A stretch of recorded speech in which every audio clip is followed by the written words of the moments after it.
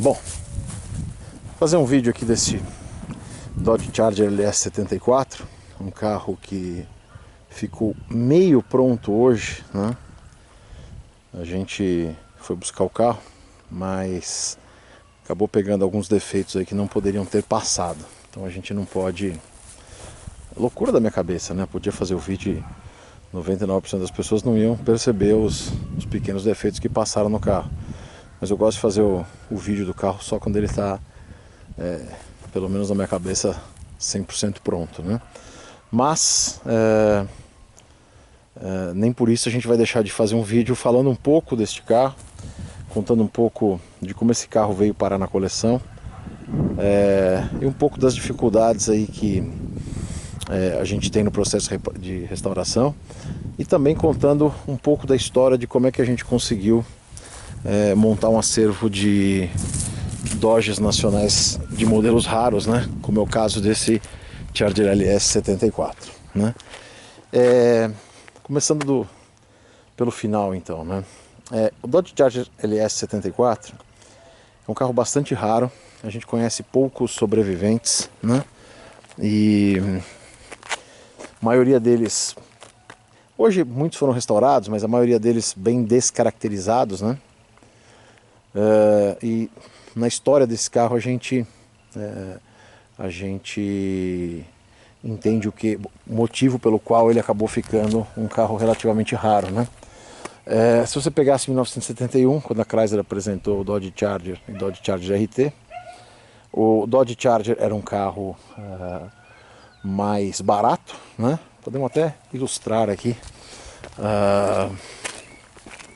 O Dodge Charger era um carro mais barato, um carro que poderia vir numa configuração bem mais simples, né? Com 3 marchas só e banco inteiriço, com calotas, como se fosse um Dodge Dart. Esse aqui especificamente é um Dodge Charger 71 4M, né? Então ele é um 4 marchas, ele tem o mesmo, praticamente a mesma configuração do irmão mais caro, que era o Charger RT, né? O Charger RT, ele tinha o interior em couro, né? Obrigatoriamente 4 marchas, e o motor com a compressão um pouco mais alta, dando 215 HP ao invés de 205, né? Então havia uma diferença significativa no preço e as pessoas optaram mais pelo Dodge Charger do que pelo Charger RT, né? Não tenho os números exatos aqui, mas a ordem de grandeza foram 1.300 e poucos carros Dodge Charger e 935, 933 Dodge Charger RT. Então, o Dodge Charger tinha uma razão de ser, né? Em 1972, a coisa continuou mais ou menos nisso, mas o Charger RT72 já teve praticamente a mesma venda do Charger 72, que internamente passou a ser chamado de Charger LS, né? Mas a partir de 73 as vendas realmente migraram todas para o Charger RT e o Charger LS foi vendendo cada vez menos, até que em 1975 a Chrysler vendeu apenas 55 Dodge Charger LS, né? Então o modelo básico ele acabou realmente sendo preterido, né, pelo Charger RT. Faz todo sentido, né? A pessoa ia comprar um carro desse, na época era um carro super caro, de status e tal. Ah, você tem um RT? Não, é um Charger normal, não é? Ou um Charger LS. O carro ficou meio desposicionado em termos de mercado e acabou saindo de linha. Então a partir de 76 você só tem o Charger RT. Então 74, o carro, de relação de 73 para 74, ele mudou um pouco, né? Ele perdeu os filetes laterais, né, que acompanhavam o carro de cabo a rabo na linha 73. Ele tem um emblema na traseira como os Charger LS 73 segunda fase. E ao invés de ter as rodas Magnum, ele passa a ter a roda Rally normal, com essa calota que é exclusiva do Charger LS 74, né? Uma calota igual dos Gran Coupé e Gran Sedan, mas com esse miolo, né? Ao invés do miolo com a florzinha, flor de lis característica lá do Gran Sedan e Gran Coupé. Então esses carros são bem interessantes, né? se você olhar externamente, ele no 73, 74, 75 ele não tem o capô com flautas, né? Não tem aquelas flautas no capô, tem o capô liso, né? Os bancos são exatamente iguais ao do Charger RT, mais forrados, uma combinação bem interessante de jersey e curvin, né?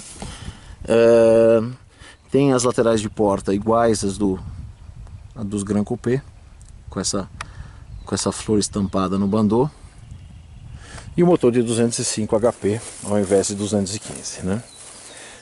Esse carro é um LS74 branco Ipanema.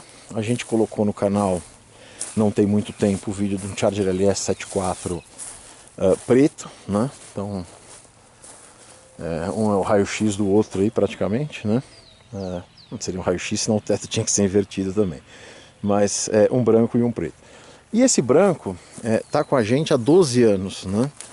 E aí entra um pouco da história de como é que a gente montou esse acervo, né, de carros raros, né, de carros da Chrysler do Brasil, nos modelos que tiveram uma quantidade menor de produção.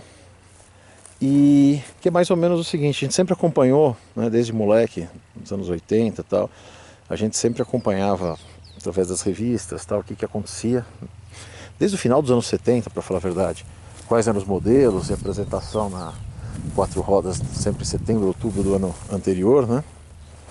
E a gente sabia da existência de todos esses modelos. Mas na era pré-internet, a gente imaginava que havia uma fartura de carros muito maior do que efetivamente existia. A gente achava que em algum lugar ia ter um carro escondido. Quando começou com a popularização da internet, a gente passou a ter acesso a carros de estados que a gente nunca imaginava que a gente ia ter, né? Então a gente começou a ver carros anunciados aí praticamente do Brasil todo. E isso deu uma falsa sensação de fartura, né? Parecia que tinha muito mais carro do que efetivamente tinha, mas uma sensação falsa. Por quê? Porque depois de um tempo o que tinha que aparecer praticamente apareceu, e a gente viu que realmente alguns modelos eram muito mais raros até do que a gente imaginava. Em paralelo a isso, foi no ano de 2004 que eu tive acesso aos números de produção, né? Não aquela tabela errada, entre aspas, né? Que foi publicada numa série de revistas, uma série de publicações, que mostra a produção por ano fiscal, mas sim a tabela, né, de ano modelo, que um amigo levantou na Anfávia, né, pegando mês a mês de produção, e cada vez que trocava o ano modelo, não o ano fiscal, eram feitos os devidos ajustes, tal. Então você sabia efetivamente quantos carros foram feitos de cada modelo, né? E a gente acabou descobrindo que alguns carros são muito mais raros do que a gente imaginava. Outros a gente descobriu porque que a gente via tão pouco. Então o Charger RT 1980, que foi um carro que quando saiu, né, no finalzinho de 79, eu lembro de ter lido a matéria, né, dizendo que o carro ia passar a ter um tom só de cor e não ia ter mais as Opera Windows. E eu levei 10 anos para ver o primeiro, né? Por que a gente não via os carros? Porque tinham sido produzidos muito menos que a gente imaginava e espalhados por todo o Brasil. Então foram apenas 19 carros produzidos. Dodge Dart Coupé 81, 10 carros produzidos. Dodge Charger LS75, 55 carros produzidos. E com isso, tendo essas informações, né, informação é tudo na vida, a gente começou a procurar carros desses modelos raros, que por estarem desconfigurados ou por estarem esperando restauração, tinha um preço normal, um preço ainda antes dos carros explodirem, né? Então foi assim que a gente comprou o Charger LS73, a gente comprou o Charger LS74, no caso esse, né, há 12 anos atrás. Esse carro estava bem desconfigurado, ele estava pintado de preto fosco, estava com os bancos de RT76, né? Tinha uns embleminha RT na lateral traseira, mas a plaqueta dele, né, não é o que garantiu o pedigree dele, né? E a gente depois desmontando o carro era todo branco por baixo do preto, né? A gente viu que o carro efetivamente era um Charger LS74. Então a gente comprou esse carro, né? E esse carro ficou parado aí por, sei lá, 9 anos, 8, 9 anos, né? Até a gente começar a mexer. uma série de idas e vindas, né? E o carro hoje está aqui, uma cara completamente diferente, né? Quase pronto, como eu disse. Eu abri o cofre aqui para mostrar a plaquetinha dele, né?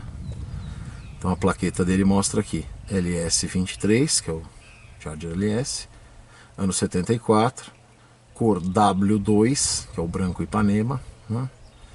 E este carro tem freio a disco, 73, 74, 75 todos têm, mas o LS72 que a gente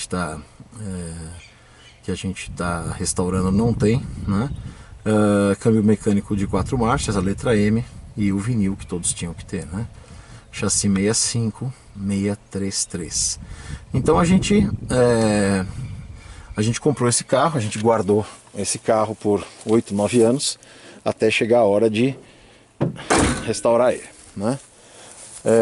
Um pouco da dificuldade que a gente tem, a gente sempre foi mudando a forma de restaurar os carros, né? Então a gente trabalhava com uma oficina só, depois conforme iam atrasando, as pessoas da oficina iam tendo problemas pessoais, as coisas iam demorando e tal, a gente começava a demorar demais para ter um carro pronto. Fomos abrindo outras frentes, né? Nem todas foram boas, né? Mas a gente foi abrindo outras frentes e a gente chegou no modelo em que a gente segmentou o trabalho, né? Funilaria feita de um lado, pintura no outro, depois a montagem é feita por uma outra pessoa que administra tudo. E se a gente começou a ganhar velocidade, em muitos casos a gente acaba tendo um problema de bola meio dividida, né? Problema que é de um, problema que é de outro, tal. Então coisas que a gente vai acertando, estamos tentando resolver da melhor forma possível para que a gente continue aí restaurando os carros que a gente ainda tem por restaurar, né? Vou dar uma ligadinha nele.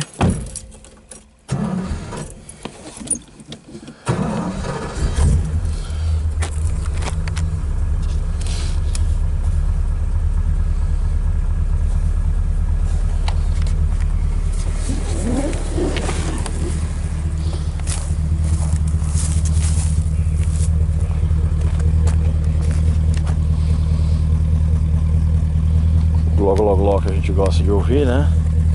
Algumas coisas que não dá pra ficar sem, né?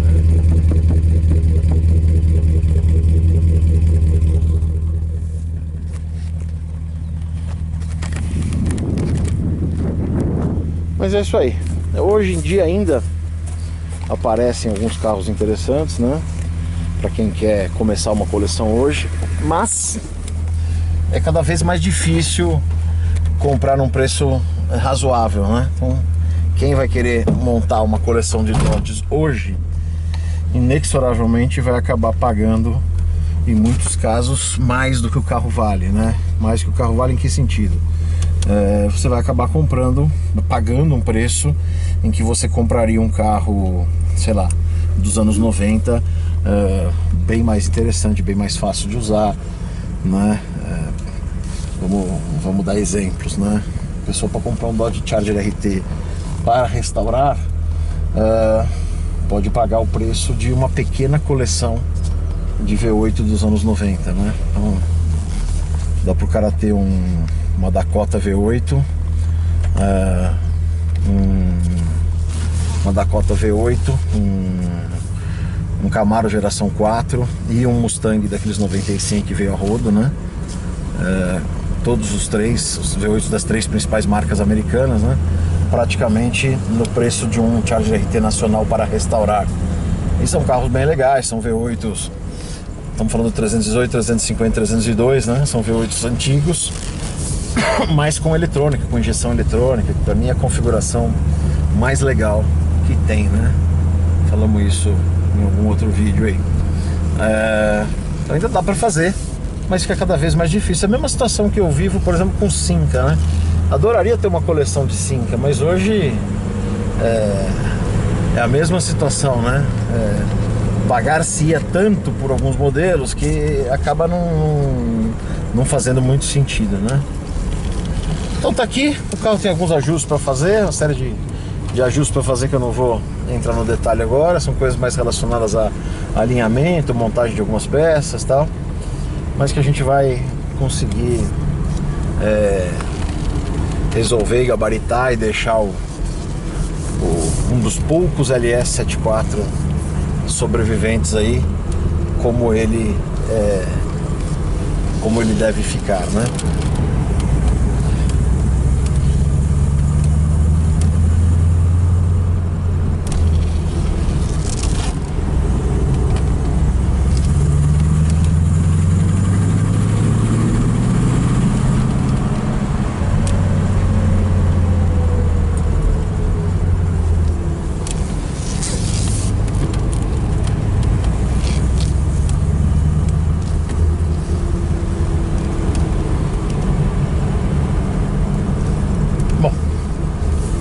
Então é isso.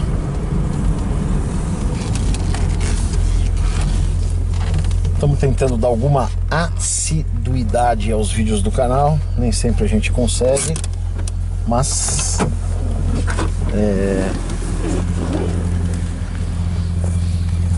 vamos fazendo. E à medida que a gente vai tendo mais gente assistindo o canal, a gente acaba se dedicando mais aí para não deixar as pessoas órfãs dos vídeos que elas gostam, né? Beleza? Então é isso aí. Valeu!